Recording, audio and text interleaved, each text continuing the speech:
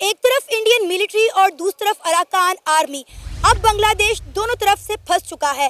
भारत ने बांग्लादेश के गिर्द शिकंजा कसना शुरू कर दिया है और बांग्लादेश की हरकतों को कंट्रोल करने के लिए अब इंडिया ने एक बहुत बड़ा कदम उठाया है। इंडिया ने वेस्ट बंगाल पर इंडिया और बांग्लादेश के बॉर्डर पर अपने सबसे ज़्यादा ताकतवर ड्रोन्स का झुंड जो है वो बांग्लादेश के खिलाफ तैनात कर दिया है और इंडियन एयरफोर्स को भी हाई अलर्ट कर दिया है ताकि अगर बांग्लादेश कोई भी हरकत करता है तो उसे फौरी तौर पर जवाब दिया जा सके। इंडिया और बांग्लादेश के दरमियान मजीद डेवलपमेंट क्या हुई है आज की इस वीडियो में बात करेंगे। इंडिया की तरफ इस कामयाबी की बात करेंगे तो हमें थोड़ा सा वापस जाना पड़ेगा तारीख में। इंडिया हमसे बहुत आगे तभी चला गया था जब उन्होंने IITs बनाई थी 1960 में, ठीक है, नेहरू के टाइम पे, ठीक है। तब से उनका विजन था इंडिया को IT में और इन चीज़ों में आगे लेके आने का। 21st century is the century of data, तो इसलिए वो डेटा में बहुत आगे थे उसी टाइम से ही। फिर उस टाइम में जैसे जब हमारे यहाँ मदरसास बन रहे थे और हमारे यहाँ चीजें प्लॉट की जा रही हाथ की फैक्ट्रियां बन रही थी ना सीधी तरह के। एग्जैक्टली।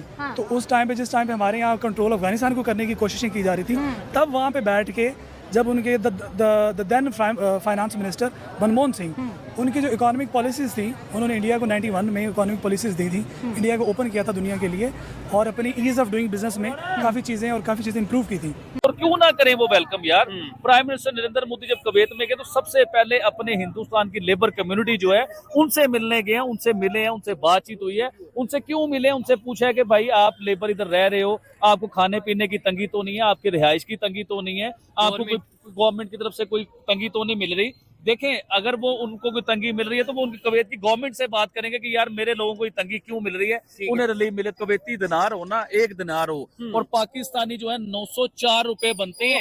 एक दिनार की बात करूं, पाकिस्तानी 904 रुपए बनते हैं। अब आप आए हिंदुस्तान की तरफ, 1 दिनार हो और हिंदुस्तान के 270 समथिंग कुछ ऐसे बनते हैं, हिंदुस्तान के 275 या 274। दिल करता है कि मुल्क छोड़ के भाग जाए। हाँ, यही है। लेकिन आप भागे, अगर डंकी लगा के जाए तो जान का खतरा है, ठीक है। नहीं तो फिर पैसे जोड़े, फिर 35 लाख लगा के जा सकते हैं। पैसे जुड़ेंगे नहीं, आमदनी नहीं है। लंडे का माल खरीदने आया हूँ। अदालत के लिए भी नहीं है, कोई प्राणी उतार के जिसको भी मैं लेके जा रहा हूँ, ठीक है। और हालात कभी भी नहीं सही हो सकते। क्यों? हमारे अब्बा अजदाद में गैरत नहीं थी, अब हमारे अंदर भी नहीं है। हेलो दोस्तों, जैसा कि आपने हाईलाइट में देखा, बांग्लादेश की अंतरिम यूनिट सरकार ने भारत के राजनयिक संदेश भेजकर शेख हसीना की वापसी की मांग की है। बांग्लादेश ने कहा कि सरकार चाहती है कि शेख हसीना को न्यायिक प्रक्रिया के लिए भारत से वापस लाया जाए ताकि वहां मुकदमे का सामना कर सके। यह पहली बार है जब बांग्लादेश ने भारत से औपचारिक तौर पर हसीना के प्रत्यार्पण की मांग की है। ऐसे में देखने में दिलचस्प होगी भारत बांग्लादेश के इस संदेश का क्या जवाब देता है। यूनिट सरकार का मानना है कि शेख हसीना के प्रत्यार्पण भारत के निर्णय 2013 के भारत बांग्लादेश प्रत्यार्पण सीधा 2018 के इसमें क्या संशोधन प्रावधान आधारित है। दोस्तों चलिए देखते हैं कि पाक मीडिया इस पर क्या रिएक्शन देता है, उनका क्या कहना है इस वीडियो के बारे में। वो गैर सियासी रजीम है एक, और उन्हें सियासी पेचीदगियों का, सरहदों की हिफाजत का, उसके अलावा सरहदी पेचीदगियां जो है उनका पता नहीं है। ये आप ये कह लें कि एक इमैच्योर क़यादत है बांग्लादेश के पास, जो कि बांग्लादेश को नासाजगार हालात की तरफ लेके जा रही है। पाकिस्तान और इंडिया में जो एक तो 1948 की जंग थी जो कि कश्मीर के हिस्से पे हुई थी, उसके बाद जो 1965 की वॉर थी ना, उसमें पाकिस्तान ने पहल की थी, जिस तरह इंडिया पहल कर रहा है, बांग्लादेश पहल कर रहा है ना, TB2 ड्रोन जो है वो सरहदों पे उड़ा के, और तुर्की से उसने रिसेंटली मंगवाए हैं। तो अब ये हो सकता है कि वो अपनी रिहर्सल कर रहा हो, लेकिन वो कुछ दिखाना चाह रहा है कि हमारे पास भी AVI जो है ना, मिसाइल और ड्रोन जो है हमारे पास मौजूद है। पाकिस्तान पे वापस आता है। पाकिस्तान ने उस वक्त एक ऑपरेशन शुरू किया था जिसे ऑपरेशन जिब्राल्टर कहा जाता था। ये ऑपरेशन जिब्राल्टर जो था ना, इसकी पाकिस्तान की जो मिलिट्री क़यादत थी ना, उस वक्त जनरल मूसा थे, जनरल प्रेसिडेंट थे आपके अयूब खान। जनरल मूसा जो थे वो हर हद तक थे कि मैं इसकी मुखालफत करता हूँ, और वो मुखालफत एंड तक करते रहे। लेकिन उस वक्त एक ना गैर मेच्योर आपके पास क़यादत थी जुल्फ़िकार अली भुट्टो के नाम से। वो आपके इंटीरियर मिनिस्टर थे। वो ये कहते थे कि लातों के भूत जो हैं वो बातों से नहीं मानते, और हमने इंडिया को सबक सिखाना है। अल्लाह ताला जन्नत में जगह दे। जनरल मूसा यही कहते थे कि इंडिया हमसे बहुत बड़ी इकोनॉमी है, बहुत बड़ी ताकत, और पिछले 47 से लेकर 65 तक उनके अंदर एक स्टेबिलिटी थी, उनकी हुकूमत जो थी एक मुसलसल चल रही थी कि हम उसके साथ नहीं लड़ सकते। लेकिन उन्होंने कहा कि नहीं, हमने तो लड़ना ही लड़ना है। इन्होंने एक ऑपरेशन शुरू किया कि हमने श्रीनगर को फतह करना है, आज़ाद कश्मीर जो है और उसका जो रिमेनिंग हिस्सा था उसको आज़ाद करवाना है। तो उसके बाद क्या हुआ कि वो सारे लोग जो है, जो हमारे कुछ फ्रीडम फाइटर थे जो हमारी तरफ से शामिल किए गए थे, वो सारे के सारे पकड़े गए थे और बड़ी मुश्किल ऐसे लोग थे जो कि जान बचा के जो वो वापस आए थे। यही हरकत जो है, यही गलती जो है वो बांग्लादेश का, और बांग्लादेश के जो तजिया निगार हैं, जो डिफेंस के एनालिस्ट हैं, वो भी मेरे ख्याल में बांग्लादेश को या बता नहीं रहे, या बांग्लादेश की क़यादत जो वो समझना नहीं चाहती कि इंडिया जैसी बड़ी इकोनॉमी के साथ वो कैसे लड़ सकती है। इवन कि आप ये कह रहे हैं कि बांग्लादेश जो है वो एक थोड़ी सी स्ट्राइक कर देता है, सर्जिकल स्ट्राइक, और उसमें उसके बदले में अगर इंडिया करता है तो इंडिया जितनी बड़ी इकोनॉमी है, जितने बड़े वेपन्स हैं उनके पास, जितनी बड़ी टेक्नोलॉजी है, जितने बड़े उनके पास वॉर हेड्स है, अगर वो उसी लेवल की, उसी परसेंटेज अगर स्ट्राइक करता है तो डिस्ट्रक्शन एरिया जो है वो 100% बांग्लादेश का ज्यादा होगा। और उसके बाद फिर बांग्लादेश में जो कयास पैदा होगा, जो आवाम के दरमियान नफरत पैदा होगी, जंग कहीं पे भी जो होती है, हालात कहीं पे भी जो खराब होते हैं, उसका अल्टीमेट रिजल्ट जो होता है और उसके कॉन्सिक्वेंसेज जो होते हैं वो उस रियासत को और रियासत की इंतजामिया को भुगतने पड़ते हैं। लेकिन बात यही है ना कि ये चीज बांग्लादेश को क्यों समझ नहीं आ रही। बांग्लादेश एक दफा सोच समझ ले कि वो आंखें किसको दिखा रहा है, इंडिया को, जो दुनिया की 5वीं बड़ी ताकत। और अगर हम डिफेंस सेक्टर की बात करें तो बांग्लादेश और इंडिया का कोई मुआवजा ही नहीं बनता। अब आप देखें कि इंडिया ने भी जो है अपने ड्रोन लगाए हैं, और आप देखें कि वो ड्रोन वो है जो इंडिया ने इसराइल से जो है वो परचेज किए हुए हैं। और इंडिया की आपको डिफेंस सेक्टर का पता है, एक से बढ़कर एक मिसाइल उनके पास मौजूद है। देखिए इंडिया के पास जो है ना हेरोन ड्रोन है, हीरोन या जो भी उसे कहते हैं, वो उसका जो वॉर हेड ले जाने की जो कैपेसिटी है ना वो मोर देन 500 किलोमीटर है। और जो जिसको लेके, जिस खिलौने को लेके बांग्लादेश जो है वो ऊट पटांग हरकतें कर रहा है, वो 150 किलोमीटर का टोटल। ये 150 किलोमीटर में कितना को इंडिया के अंदर जाएंगे। और अगर इंडिया के पास एक तो ये ड्रोन, और इंडिया के पास जो वॉर हेड्स हैं, जो वेपन्स हैं, वो पूरे आप बांग्लादेश की आप देख लेना, उसकी आप जियोग्राफी देख लें कि वो चारों तरफ से इंडिया में घिरा हुआ है। और वो इकोनॉमी या वो कंट्री जो कि पिछले 50 साल से एक दूसरी कंट्री पे डिपेंडेंट रहा हो, फिर उसका जोग्राफिया वो चारों तरफ से उसके अंदर घिरा हुआ हो, और फिर वो उस इकोनॉमी को किस बुनियाद पे। और दूसरी बात ये है कि ऐसी रियासतें जो होती है ना वो आंखें दिखाती हैं दूसरी रियासतों के कि उनके पीछे बैकअप होता है सुपर पावर का, सेकंड सुपर पावर का, थर्ड सुपर पावर का। आपके पास superpower so called America है, सेकंड आपके पास रशिया है, थर्ड आपके पास चाइना है। इन तीनों कंट्री में से कोई भी कंट्री जो बांग्लादेश को बैक नहीं कर रहा। 2022 की बात है, हमारा तकरीबन 50 लाख 60 लाख रुपए में कारोबार था, अभी बिल्कुल फ्लॉप हो गया, बिल्कुल फ्लॉप हो गया। किस चीज का कारोबार था आपका? हमारा ये कपड़े का था, क्लॉथ हाउस। क्लॉथ हाउस था, क्यों फ्लॉप हुआ, क्या वजह आई? बस ये हालात ऐसे हैं कि इनकी मैनेजमेंट नहीं ठीक, हाँ। क्योंकि ये जिम्मेदार है ना वो बिल्कुल फ्लॉप हो गया। हमारा जो पंजाब है ना, ये जो हमारा ख़ास तौर पे हमारा जो पंजाब है, ये है जिम्मेदारी के सर पे है। जिम्मेदार अगर खुशहाल है तो किसान मतलब जिम्मेदार। सर ये मैं बात कर रही हूँ इंडिया और पाकिस्तान की, उनके वजीर आजम कामयाब दौरे करके फैक्ट्रियां लगा रहे हैं। एक फैक्ट्री लगेगी, 2 लगेगी, 10 लाख 20 लाख 30 लाख 40 लाख लोगों को कारोबार मिलेगा। मैडम इधर कुछ भी नहीं होगा जब तक हुकूमत ऐसी है, इधर कुछ भी नहीं होने वाला, कुछ भी, क्योंकि वो उनका इंटरेस्ट ही नहीं है पाकिस्तान के ऊपर। से क्यों नहीं सीख रहे? उनका मोदी साहब तो वजीर आजम बन के पूरे कौम को बाप की तरह पाल रहे हैं। मैडम उनका इंटरेस्ट ही नहीं है पाकिस्तान को, क्योंकि वो पाकिस्तानी है ही नहीं। वो तो अपना पैसा लेके चले जाते हैं ना, बिजनेस करने आते हैं पाकिस्तान में, बिजनेस करके बाहर चले जाते हैं। अगर उनका इंटरेस्ट हो पाकिस्तान के ऊपर तो वो पाकिस्तान के लिए सोचे ना। तो मोदी साहब का इंटरेस्ट इंडिया में है, इस वजह से वो इंडिया का हाँ जी, इंडिया में। वो देखो एक चाय का खोखा लगाता था मोदी साहब, देखो आहिस्ता आहिस्ता वजीर आजम कितनी बार दूसरी तीसरी दफा वजीर आजम बन गया। देखो अवाम खुशहाल है तो उसको तीसरी दफा वजीर आजम बना। हमारी जो गवर्नमेंट चोरों की गवर्नमेंट है, देखो वोट से कौन आया मुझे बताओ, कोई वोट से आया? गवर्नमेंट इंडिया के लिए टिल डेट जो सेन माइंडेड लोग हैं, जो एक्चुअली रैशनल लोग हैं, जो इस बात को जानते हैं, इंडिया के लिए till date the best prime minister Modi साबित हुआ है। और यही वजह है कि तीसरी दफा भी उन्हीं को ही गवर्नमेंट नसीब हुई है। सर एक तरफ वजीर आजम मोदी साहब जो है विजिट करते हैं, काम करते हैं, करोड़ों की डील करते हैं, अपने जो इंडियन यूथ है उनके लिए प्लेटफॉर्म दे रहे हैं, बिजनेस दे रहे हैं, इन्वेस्टमेंट लेके आ रहे हैं। हमारे वजीर आजम अगर बाहर जाते हैं, लोन के लिए जाते हैं, VIP प्रोटोकॉल में जाते हैं, 5 स्टार होटल में कुछ शामी और रातें गुजारने के बाद मुल्क वापस आ जाते हैं। पार्लियामेंट में एक दूसरे के गिरेबान इन्होंने पकड़े हो गए, तू झूठा तू झूठा, तू चोर तू चोर। अब हमारे सामने सेमीकंडक्टर का हब बनने जा रहा है, एक मुल्क जिसके पास अभी टेक्नोलॉजी नहीं है सेमीकंडक्टर, वो स्ट्रगल कर रहे हैं। क्या ये चीजें हमारे जो पॉलिटिशियन है या हमारे वजीर आजम तक नहीं पहुंच रही कि वो देखो किस तरह से प्लान कर रहे हैं? देखो दौरे मांगने के लिए नहीं किए जाते, दौरे बिजनेस के लिए किए जाते हैं। अगर उनको 4-5 लाख मोदी साहब को सैलरी मिल रही है तो हमारे वजीर आजम को भी मिल रही है, क्या कुर्सी पे बैठने के पैसे दिए जाते हैं? मैडम फर्स्ट ऑफ ऑल हमारे प्राइम मिनिस्टर काम तो तब करे जब उसकी कोई लेजिटिमेसी हो। अच्छा, व्हेन ही नोज कि मेरी कोई लेजिटिमेसी नहीं है, व्हेन ही नोज कि मेरे पास कोई डिसीजन पावर्स नहीं है, व्हेन ही नोज कि मैं कोई अवाम का चुना हुआ नुमाइंदा नहीं हूँ, तो काम क्या करेगा मैडम? इससे तो मॉरल डिक्लाइन, हमारी गवर्नमेंट मॉरली डिक्लाइंड हो चुकी है। फ्रैंकली स्पीकिंग एवरीबडी नोज कि क्या हुआ है। अभी बड़ी नोज के क्या पाकिस्तान में अभी हो रहा है। पाकिस्तान बेल आउट पैकेज के लिए हर बंदे के पास जा चुका है।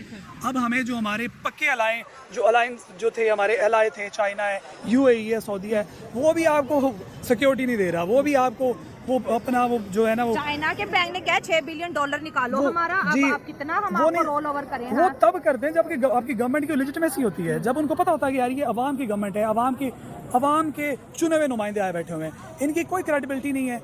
और आई एम रियली सॉरी कि पाकिस्तान इस दफ़ा एक नोज डाइव के थ्रू पाकिस्तान नीचे जा रहा है। मोदी ने अपने इंडिया की हिस्ट्री के रिकॉर्ड पे रिकॉर्ड तोड़ रहे हैं। ठीक है। वो दुनिया की ऐसी ऐसी कंट्री में गए कि जहां हिंदुस्तान का प्राइम मिनिस्टर को कभी 30 साल हो गए हुए, कभी 40 साल हो गए, कभी 50 साल हो गए, और कभी हिंदुस्तान का प्राइम मिनिस्टर उस कंट्री में पहुंच सका ही नहीं जहाँ पे प्राइम मिनिस्टर नरेंद्र मोदी पहुंचे हैं। अभी कुवैत में वो पहुंचे। देखिए, प्राइम मिनिस्टर नरेंद्र मोदी दुनिया की किसी भी कंट्री में जाते हैं ना, तो हिंदुस्तान की कम्युनिटी की तरफ से एक बहुत बड़ा उन्हें प्रोटोकॉल मिलता है, बहुत बड़ा उन्हें इस्तकबाल मिलता है, बहुत लोग उन्हें देखने आते हैं, उन्हें वेलकम करते हैं, उन्हें मिलते हैं लोग। लेकिन अभी आप देखें कि प्राइम मिनिस्टर नरेंद्र मोदी, और क्यों ना करें वो वेलकम यार, प्राइम मिनिस्टर नरेंद्र मोदी जब कुवैत में गए तो सबसे पहले अपने हिंदुस्तान की लेबर कम्युनिटी जो है उनसे मिलने गए, उनसे मिले हैं, उनसे बातचीत हुई है। उनसे क्यों मिले, उनसे पूछा है कि भाई आप लेबर इधर रह रहे हो, आपको खाने पीने की तंगी तो नहीं है, आपकी रिहाइश की तंगी तो नहीं है, आपको कोई गवर्नमेंट की तरफ से कोई तंगी तो नहीं मिल रही।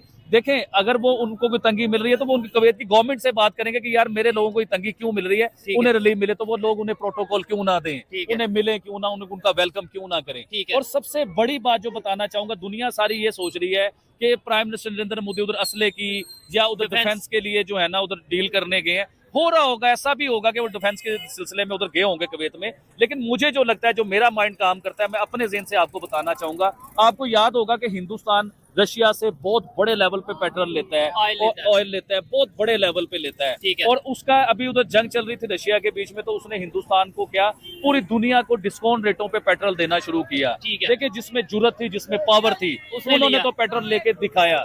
जिसमें जुर्रत और पावर नहीं थी वो पेट्रोल नहीं ले सके। जो अमेरिका के गुलाम है या दुनिया की और बड़ी कंट्रियों के गुलाम है, वो पेट्रोल नहीं ले सके।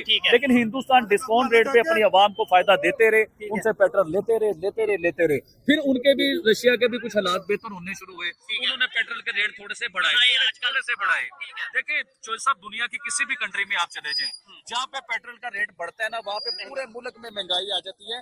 किसी भी प्रोडक्ट को आप ले लीजिए, पेट्रोल की वजह से उसको प्राइस में फर्क पड़ता है, वो महंगी हो जाती है चीजें। तो आपने देखा होगा कि रिसेंटली हिंदुस्तान में भी ना पेट्रोल भी थोड़ा सा महंगा हुआ है, उधर के डॉलर का रेट भी ऊपर गया, और उधर महंगाई का भी सिलसिला जो है ना थोड़ा सा बढ़ गया है। तो अब मैं आऊंगा अब दोबारा प्राइम मिनिस्टर नरेंद्र मोदी के ऊपर कि वो कुवैत क्या लेने गए। मेन मुद्दा ये है, जो मुझे लगता है कि वो कुवैत क्या लेने गए हैं। देखिए, वो आने वाले 5 सालों के बारे में सोचते हैं, वो अब के बारे में नहीं सोचते। वो ये देखते हैं कि आने वाले 5 सालों में मैंने अपने मुल्क को क्या फायदा देना है। अगर रशिया पेट्रोल महंगा कर रहा है तो वो पेट्रोल जो है ना कुवैत से बड़े मुनासिब रेटों पे बहुत बड़ी डीलें करेंगे, जो आने वाले 5 सालों में अपने मुल्क को फायदा होगा। नहीं, तो इसका मतलब क्या है कि रशिया तो उनका दोस्त है, तो रशिया से ऑयल नहीं लेंगे। इसका मतलब ये नहीं है कि रशिया से ऑयल लेना बंद कर देंगे, लेकिन वो कुवैत से बहुत बड़े लेवल पे पेट्रोल लेंगे और सस्ता लेंगे, क्योंकि अपनी आवाम को फायदा देंगे कि उनके किसी भी चीज का रेट ना बढ़े, उनके ट्रेवल का रेट ना बढ़े, उनका पेट्रोल का रेट ना बढ़े, उनका डॉलर ऊपर ना जाए, उनके मुल्क में महंगाई ना आए। यानी कि वो दोस्ती नहीं देख रहे, वो ये देख रहे हैं कि कंट्री का फायदा जिसमें हो जाए, रशिया उससे सस्ता देगा, वो उधर मैं क्यों बात करता हूँ इनकी हिंदुस्तान की या उनके प्राइम मिनिस्टर की तारीफ क्यों करता हूँ कि वो अपने लोगों के लिए सोचते हैं। वो यारियां दोस्ती नहीं देखते कि मेरे रशिया के साथ बहुत बड़ा तल्लक है